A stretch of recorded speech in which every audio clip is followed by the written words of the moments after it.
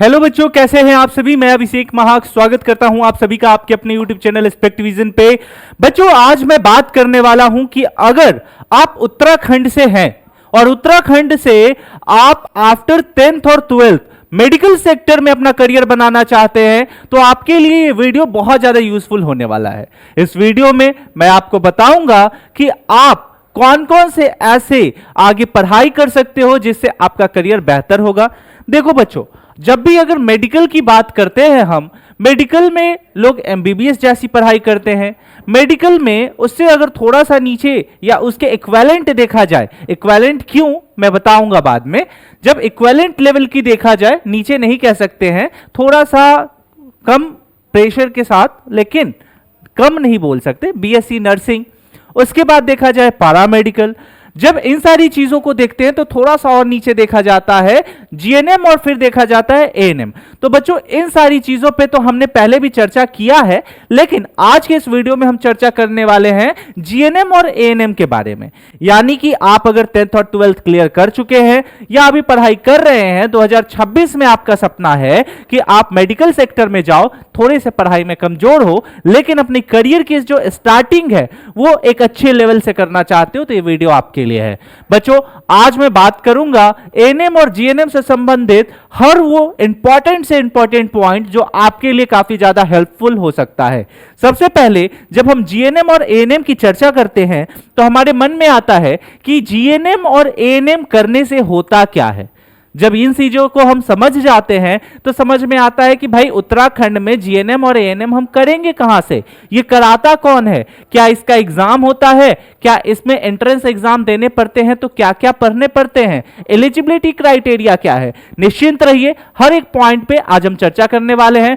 बच्चों, स्टार्ट करते हैं आज के शानदार वीडियो को, लेकिन उससे पहले आप सभी से मैं रिक्वेस्ट करना चाहूंगा कि आप सभी बच्चे जल्दी से इस व्हाट्सएप ग्रुप से जुड़ जाइए। इसका जो लिंक है बच्चों, ये डिस्क्रिप्शन के साथ साथ कमेंट सेक्शन में पिन कर दिया गया है। इससे बेनिफिट क्या होगा कि ऐसे बहुत से एग्जाम या फिर स्कॉलरशिप जैसे प्रोग्राम से आप अवेयर रहोगे टाइम टू टाइम। और देखो बच्चों, सबसे पहले अब हम चर्चा करते हैं अपने जो मेन मुद्दा है उस पे। अगर आप उत्तराखंड से एएनएम और जीएनएम करना चाहते हैं तो कुछ बेसिक बातों का आपको ध्यान रखना होगा।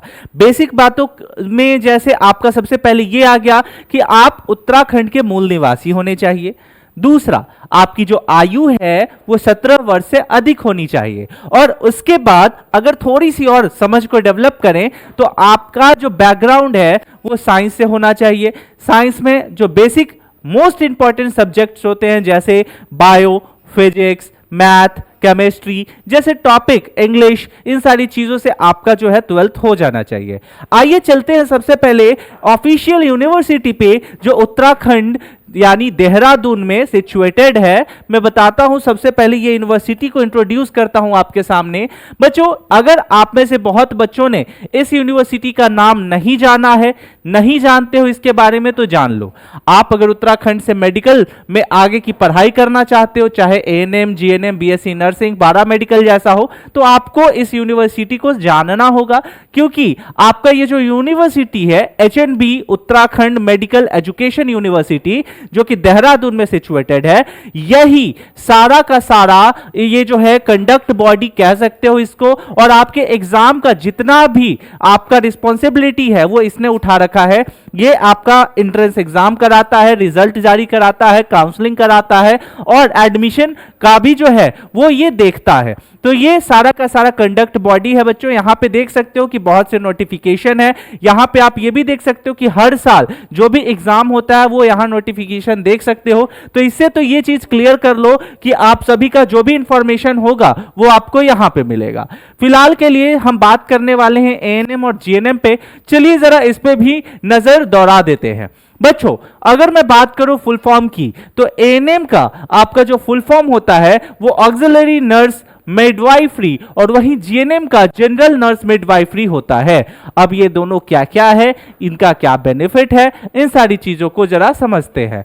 देखो, ये दोनों जो है बच्चों, ये आप उत्तराखंड में कर सकते हो। और ये किसके अंडर में आता है, तो एचएनबी, ठीक है, यूएमयू यूनिवर्सिटी, जो कि अभी मैंने आपको बताया, ठीक है।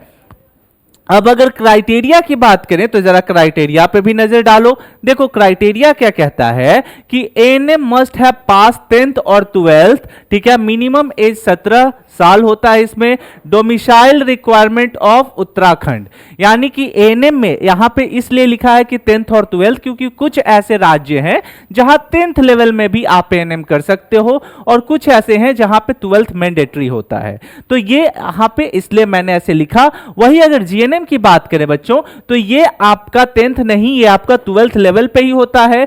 यहां जो फिजिक्स, केमिस्ट्री, बायो और इंग्लिश जैसे सब्जेक्ट है इसमें कंपलसरी है, चाहे आप एएनएम करो चाहे आप जीएनएम करो, यहां पे एक कंपलसरी पासिंग मार्क्स का बात होता है, चर्चा होता है, जिसको हम लोग मिनिमम जो है क्वालिफाइंग मार्क्स भी कह सकते हो, जो कि 45 से 50% होता है, और ये 45 से 50% बच्चों कैटेगरी वाइज जो है वो डिफर करता है।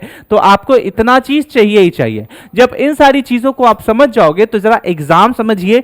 देखिए हर साल उत्तराखंड में मई के महीने में, लगभग मई के महीने में आप मान लीजिए एंट्रेंस एग्जाम का नोटिफिकेशन आता है और जून जुलाई तक इसका एग्जाम कंडक्ट हो जाता है। एग्जाम कंडक्ट होने के बाद इसका रिजल्ट आता है, देन आफ्टर काउंसलिंग होता है, काउंसलिंग में आप अपना चॉइस फिलिंग करते हो, देन आफ्टर आपका कॉलेज अलॉट होता है और आप अपने आगे की पढ़ाई कंटिन्यू करते हो। ठीक है, इन सारी चीजों को जब अच्छे से समझ जाओगे तो अब जरा एग्जाम पैटर्न को समझते हैं। ठीक है, जो भी मेन पॉइंट है उन सारी चीजों को हम पहले जल्दी से चर्चा कर लेते हैं, फिर आपसे जो है हम बाकी की बातें करेंगे।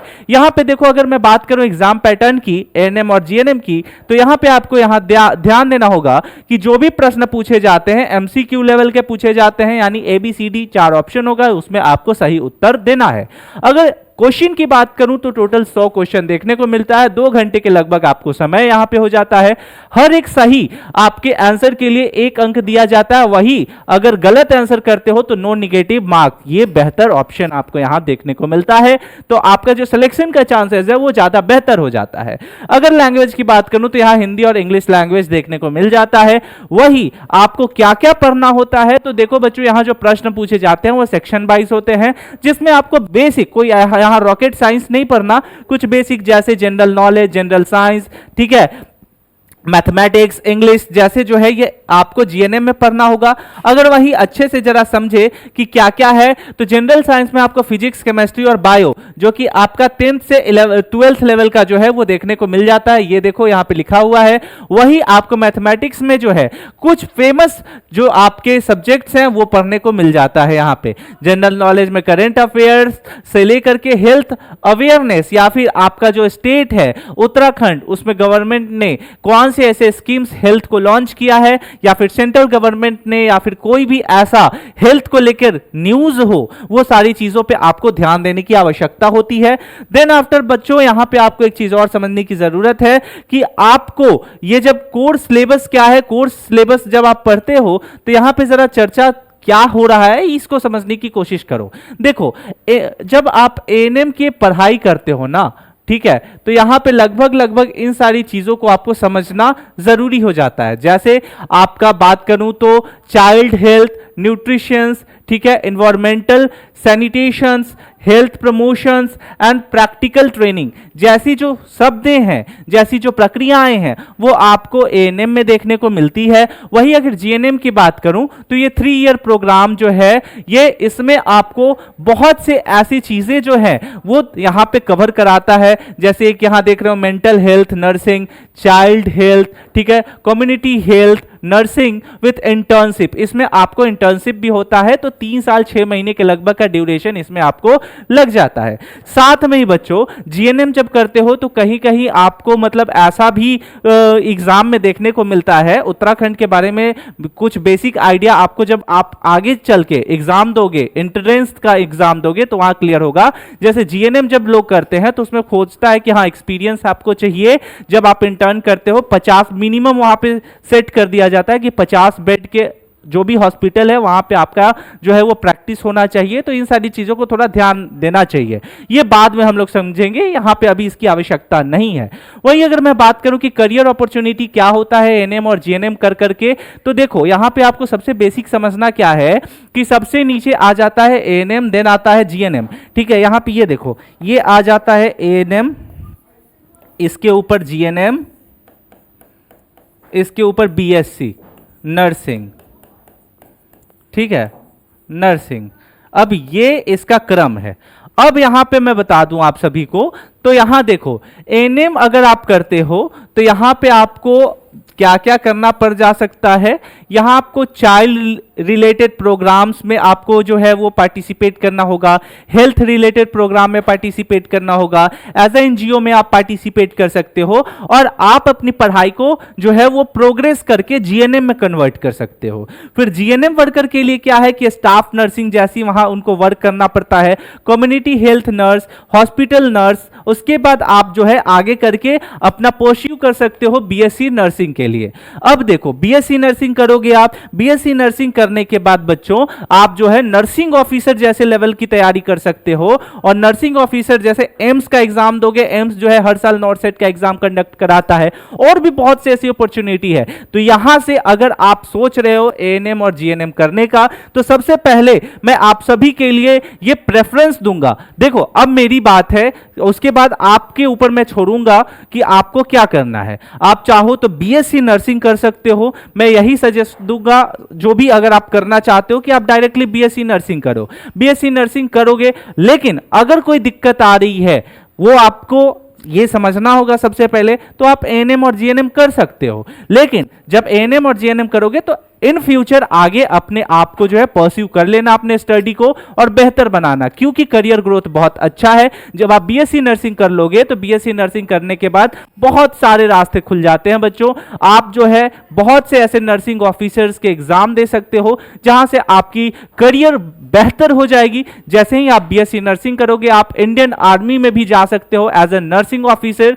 आप और भी बहुत बेहतर ऑप्शन आपके लिए खुल जाते हैं। तो आई होप कि ये वीडियो आप सभी के लिए बहुत ज्यादा यूजफुल रहा हो। और बच्चों मैं आपसे रिक्वेस्ट करूंगा कि जल्दी से आप सभी बच्चे इस व्हाट्सएप ग्रुप से जुड़ जाइएगा, क्योंकि ऐसे ही यूजफुल आपको जो कंटेंट है हमारे चैनल पे प्रोवाइड होगा। साथ में कमेंट सेक्शन में ये बताना मत भूलिएगा कि ये वीडियो आप उत्तराखंड के कौन से डिस्ट्रिक्ट से देख रहे हैं। सो बच्चों मिलते हैं अगले वीडियो में, तब तक के लिए स्टे सेफ, टेक केयर, जय हिंद।